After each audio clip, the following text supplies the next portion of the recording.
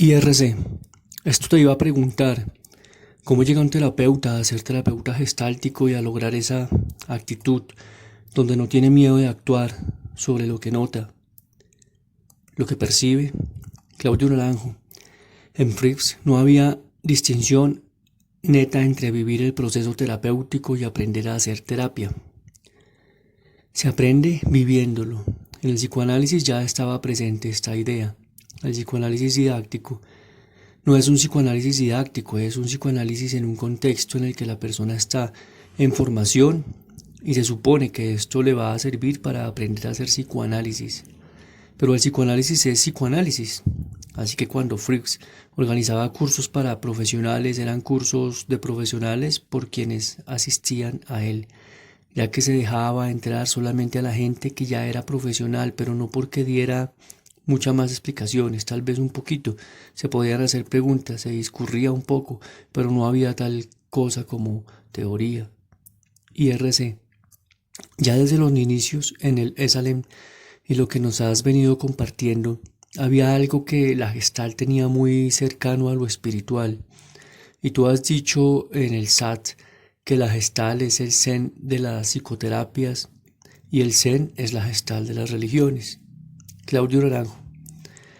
Eso lo he dicho para comparar a ambos por su carácter de experiencialismo, por su manera de ir directamente a trabajar con la experiencia y hacer crecer a la persona con el mínimo de explicaciones. Con respecto a que fuera espiritual, habría dos cosas que decir que son igualmente ciertas. Fricks no era muy amigo de una forma espiritual tradicional.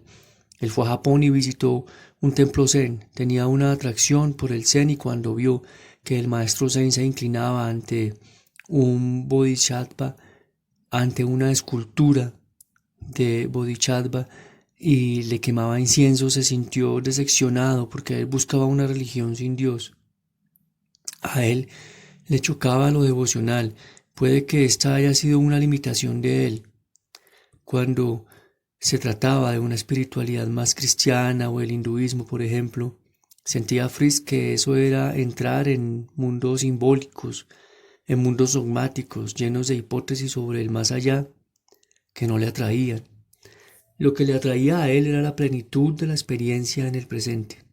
Sin embargo, yo creo que se aparece en mucho la Gestalt al budismo, en varias fases del budismo. El aquí y ahora es muy parecido a la meditación budista, el camino, el método de percatarse de lo que está pasando, lo que es el punto de apoyo para todo lo demás. Y en el budismo tántrico, en el budismo tibetano, hay lo que se llama las enseñanzas de la gran perfección, que tienen un sabor muy parecido a la Gestalt. Lo que hay más de espiritualidad en la Gestalt es la neutralidad. En otros términos se puede decir el desapego. A mí me costó tomar conciencia del desapego de Fricks, porque él no usaba ese lenguaje y más bien estaba en su actitud como una forma de desdramatizar las cosas. Cuando, por ejemplo, el paciente estaba llorando por tal asunto muy doloroso del pasado, Fricks podía en un momento decir: ¿y cuánto más va a llorar sobre tu pasado? Como quien pone en ridículo a la decisión implícita de la persona de estar lamentándose ahora de algo que fue y no pudo haber sido de otra manera, como llamando la atención al otro a la libertad de ser alguien diferente, de tomar una actitud diferente.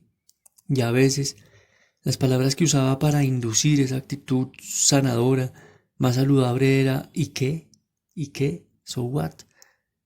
Como que el ¿y qué?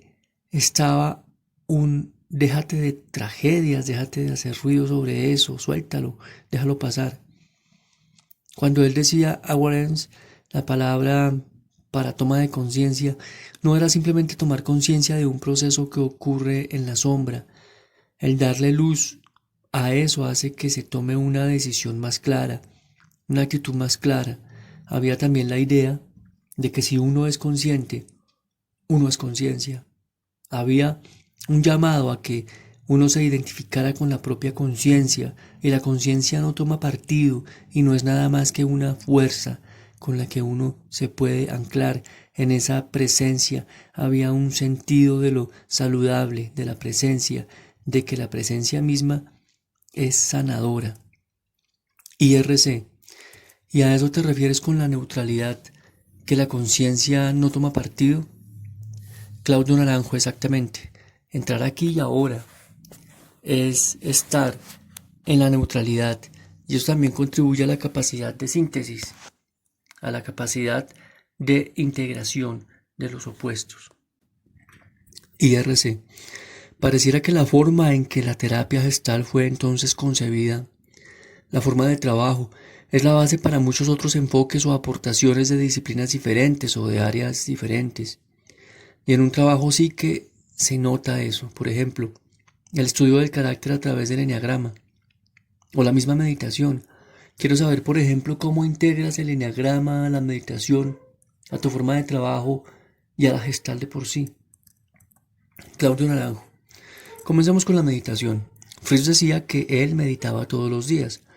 Es un argumento que había una espiritualidad viva en él, pero ¿qué quería decir con que meditaba todos los días? Quería decir que practicaba el estar en el presente, vivir atentamente. También quería decir que más y más en sus años de vejez apreciaba la entrega, el disolverse, el soltar la voluntad de control sobre sí mismo. Esas dos cosas para él eran meditar.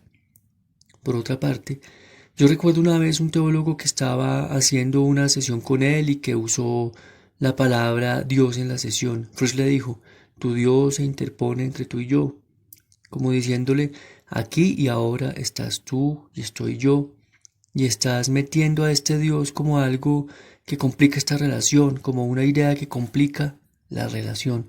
Entonces sí, la meditación es muy coherente con la gestal, es una forma de estar en el presente, una forma de estar abierto, una forma de práctica de una actitud sana. También se puede decir con respecto al carácter. Fritz tenía muchas versiones, muchas veces tomadas del lenguaje popular. Estás haciéndote el idiota. Él podía decir a alguien, usaba un poco del lenguaje de Eric Berne, que escribió el libro Games People Play, juegos que hace la gente, donde habla sobre distintos patrones relacionales, grotescos a veces, en fin, neuróticos. Verne 1964, 1986, y entonces Fritz a veces tenía muy clara la percepción también del carácter. Recuerdo una vez a una mujer que desde nuestros ojos yo la llamaría una 4 competitiva, una 4 sexual, donde la envidia competitiva es muy impermeable a las intervenciones del terapeuta porque pretende saber más. Entonces hubo varias veces que la mujer saboteó alguna intervención de él y Fritz le dice, no tengo muchas ganas de seguir trabajando contigo. ¿A cuántos terapeutas has derrotado en el pasado? Entonces había una gran conciencia del carácter. Una vez, hablando con él, usó una frase, más sabe el diablo por viejo que por diablo, en el sentido en que ese conocimiento del carácter viene del haber vivido lo suficiente, de haber visto repetirse los patrones que la gente hacía en el pasado. Si yo le hubiera explicado el eneagrama, que no llegó a darse el caso, porque cuando yo conocí esa caracterología ya había muerto él. IRC. Él ya había muerto, pero alcanzó a leer algo sobre el eneagrama, lo conoció. Claudio Naranjo no lo conoció. Yo pienso que si le hubiera mostrado eso, puede que le hubiera parecido normal, que sí, que la gente es así, pero pudiera también haber simpatizado con la actitud de que no necesitaba saber tanta cosa, porque si tú trabajas en el presente con lo que hoy, siempre se te va a abrir la ventana de lo que necesitas entender, porque está a la vista. Si alguien está escondiéndose, si alguien está yéndose para adentro, no saliendo al encuentro, es un esquizoide. Él lo vería, obviamente, porque está ahí y no se necesita un mapa para decirle a la persona, tú no me estás saliendo al encuentro. O para decirle a otro que está queriendo entretener el terapeuta con mucha palabra o lucirse, él hubiera visto el 7 sin necesidad de saber qué es 7. Así que para alguien que tiene una mirada despejada, pudiera ser esta una muletilla innecesaria, y algunos gestaltistas después, cuando hablé sobre el eneagrama, tomaron una posición así. que la Gestalt debe ser fenomenológica, atenerse a lo que hay y al intento de no estar con ideas postizas, pero una excepción a eso han sido los reichianos. Ha habido bastantes reichianos celtastistas que han hecho esa síntesis, que han combinado cosas y según ellos les ha servido mucho. El concepto de que la persona es rígida porque sirve para extrapolar. Si a la persona yo le veo tales o cuales conductas, yo puedo predecir algunas características, entonces uno según eso puede proponer un trabajo. También hay antídotos. Recuerdo un terapeuta bioenergista norteamericano que pensaba que a los esquizoides, por ejemplo, hay que invitarlos a que se disuelvan.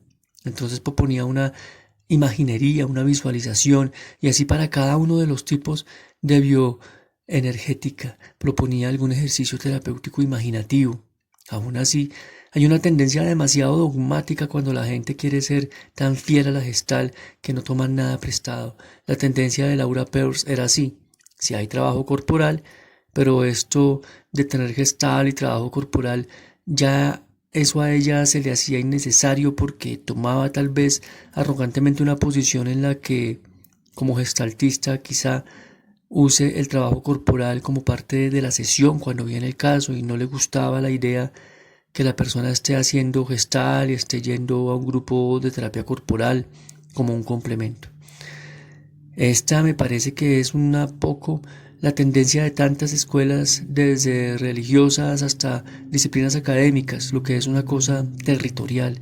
Tiene perfecto sentido en una persona haga gestal y tenga alguna formación en Tai Chi, por ejemplo, una cosa que puede reemplazar la otra.